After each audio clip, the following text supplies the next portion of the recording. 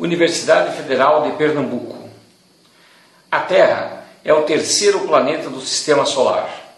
Movimenta-se em torno do Sol, descrevendo uma órbita elíptica. Ok? Aqui um conceito importante. A primeira lei de Kepler, que se estuda na física, que se estuda também aqui na geografia, e que determina e que explica o movimento dos astros.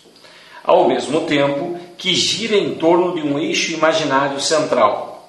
Ou seja, o enunciado dessa questão trabalha com a gente dois conceitos principais. Primeiro conceito, o conceito de translação e como se dá esse movimento da Terra ao redor do Sol. O segundo conceito que aparece aqui, já no enunciado, é este que aparece em gira em torno de um eixo imaginário. Esse eixo imaginário central seria, portanto, nos desenhos que aparecem na Terra, pequenos riscos que aparecem mais ou menos assim. Esse seria a representação do eixo imaginário, enquanto que essas outras linhas imaginárias são os meridianos e os paralelos. Continuando, esse conceito gira em torno do próprio eixo, é o movimento de rotação.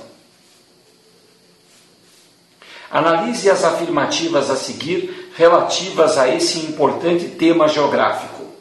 Primeira afirmativa, afirmativa 0.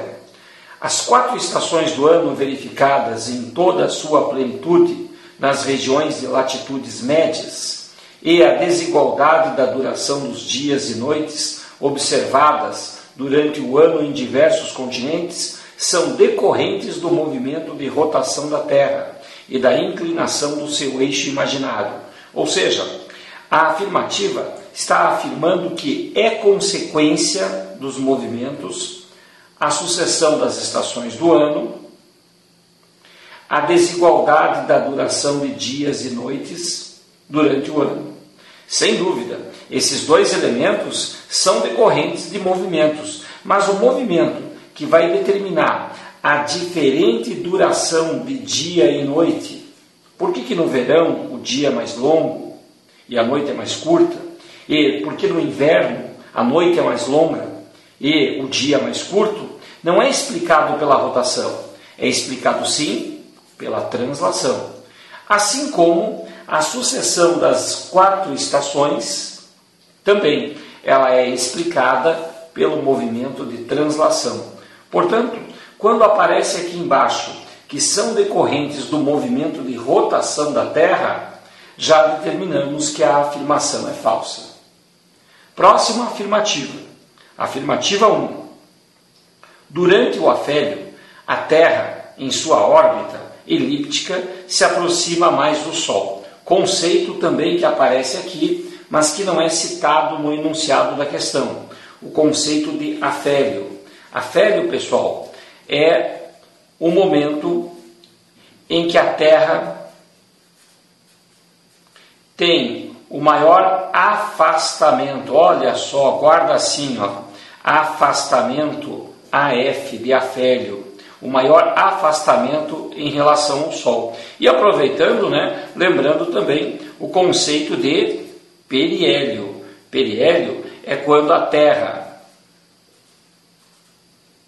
e o Sol têm o seu momento de maior proximidade. Vamos representar da seguinte forma. E guarda assim, é o momento em que estão mais perto, perde perto com perde periélio. Portanto, você aí tem um macetinho para você guardar esses conceitos, para que na hora da prova você não se distraia, não acabe errando. Voltando então à avaliação da questão. Durante o afélio, a Terra, em sua órbita elíptica, se aproxima mais do Sol. Afirmativa, portanto, falsa. O afélio é o momento de maior afastamento entre a Terra e o Sol. Seguindo adiante, as 2 primeiras afirmativas já estão falsas em relação a essa questão. Analisando a próxima. Diz assim, afirmativa 2.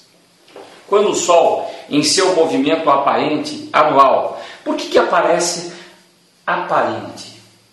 Porque, na verdade, não é o Sol que está se movendo em relação à Terra, e sim a Terra se movendo em relação ao Sol. Como aparece a expressão anual, já sabemos que essa questão também está tratando do movimento de translação. Em torno da Terra, toca a linha do Equador. O que significa esse toca a linha do Equador? Trata-se disso. Quando a Terra está nesta posição, os raios solares atingem a Terra perpendicularmente. Como assim perpendicularmente? Ou seja, os raios solares atingem a Terra nesta posição. Diferente seria se a Terra estivesse assim e os raios solares atingissem a Terra de forma oblíqua, iluminando, portanto, muito mais o hemisfério norte do que o hemisfério sul. Portanto, avaliando essa afirmativa, continuando a entender, em torno da Terra toca a linha do Equador geográfico. Se toca a linha do Equador geográfico, ocorre, portanto, aquilo que a gente chama de equinócio. Por que equinócio? Porque é um equilíbrio, uma equidade, uma igualdade de distribuição de energia, tanto para o hemisfério norte quanto para o hemisfério sul, que corresponde à primavera, a saída, portanto, do inverno, e corresponde também ao outono, a saída do verão, quando há uma igual distribuição de energia solar entre as duas partes, entre os dois hemisférios. Portanto, não é solstício. Solstício seria nessa posição aqui, quando há, portanto, uma diferença de iluminação entre o hemisfério norte e o hemisfério sul. Então, a afirmativa é falsa também. 3. A inclinação do eixo imaginário da Terra, conjugada ao movimento de translação do planeta, determina uma distribuição de energia sobre a superfície terrestre de forma irregular, afirmativa verdadeira. Ou seja, o fato de que a Terra é inclinada, o que nós chamamos esse conceito de obliquidade da eclíptica, associado, conjugado, junto ao movimento de translação, não é o de rotação. Se fosse o de rotação, ele definiria a sucessão de dias e noites. É a translação, o ano todo. Determina uma distribuição de energia sobre a superfície terrestre de forma irregular. Afirmativa verdadeira, é isso que explica as estações do ano. Portanto, verdadeira para a afirmativa 3. 4. O eixo imaginário da Terra tem uma inclinação em relação ao plano da eclíptica. Essa afirmativa complementa a afirmação número 3. E ainda define qual que é o ângulo dessa inclinação, ou seja, o quanto a Terra está inclinada em relação ao plano da órbita. Aproximadamente 23 graus, 27 minutos. Afirmativa verdadeira também. Portanto, 3 e 4 são verdadeiras, enquanto que as demais anteriores ficaram falsas.